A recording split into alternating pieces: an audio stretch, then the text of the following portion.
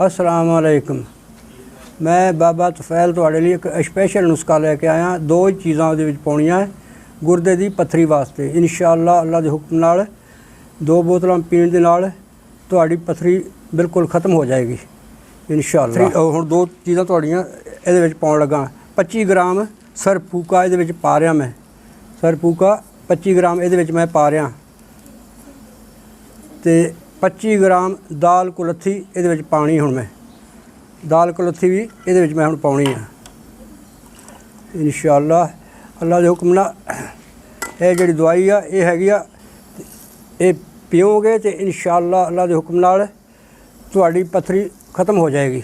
तुहानूं कोई ऑपरेशन की जरूरत नहीं पै। इसे तरीके नाल बनाउणी आ। ये हुण बन गईयां 2 बोतलां इंशाअल्लाह। मैं तुहाडे सामने ही बना के हुणे तैयार करना ते 2 हफ्तियां तो बाद इंशाअल्लाह फिर चेक करा के वेख लिया जो किते हॉस्पिटल जाके ते उस तो बाद तुहानूं पता चल जाएगा कि इंशाअल्लाह पत्थरी खारिज हो जाऊगी और पेशाब दे राह निकल जाएगी इंशाअल्लाह।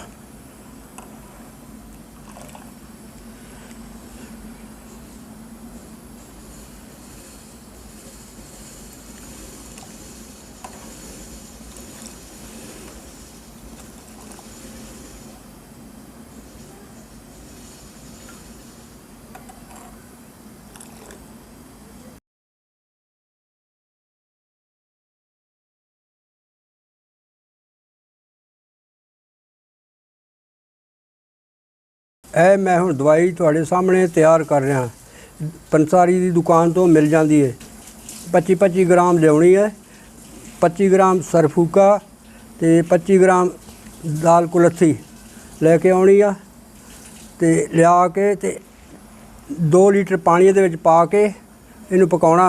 पका के इहदे जियां बन गया। जो आधा किलो पानी सुक जाए तकरीबन 1.5 किलो रह जाए तो इनू 2 बोतलों दे विच महफूज कर लेना। महफूज करके रख लेना। सुबह शाम 1-1 कप पीना। ये चों 1 हफ्ते की दवाई बननी है।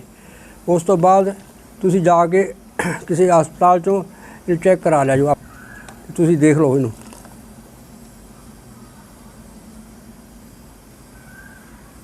इन बंद कर दे।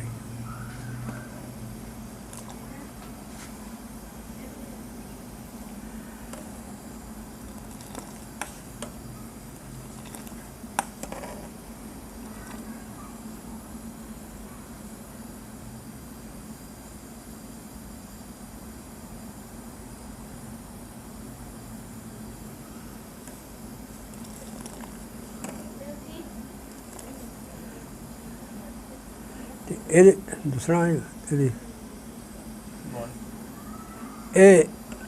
ये तो जिन्ना चिर ये दवाई पीनी आ उस उन्ने चिर तक एक गोभी नहीं खानी, आलू नहीं खाने ते चावल नहीं खाने, लस्सी नहीं पीनी, अचार नहीं खाना। ये चीज़ां जड़ियाँ जिन्ना चिर दवाई ये खानी आ उन्ने चिर कोई ये चीज़ां नहीं खानी जी मैं तुहानूं दसियां हुण दस रहा।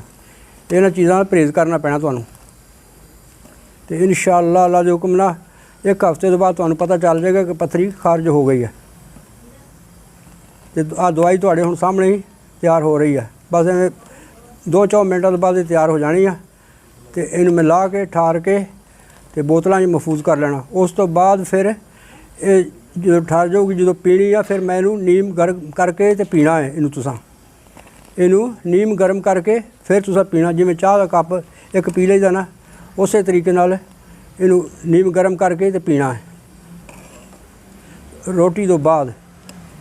सुबह भी शाम भी 2 टाइम पीना इनू। यह दवाई हुण इंशाअल्लाह तुहाडे सामने तैयार हो रही है।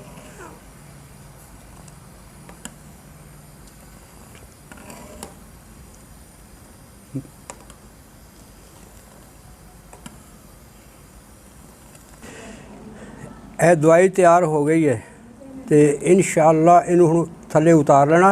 अग तो ला लेना। ला के इनू कपड़े नाल पुण के ते इनू बोतलों में महफूज कर लेना।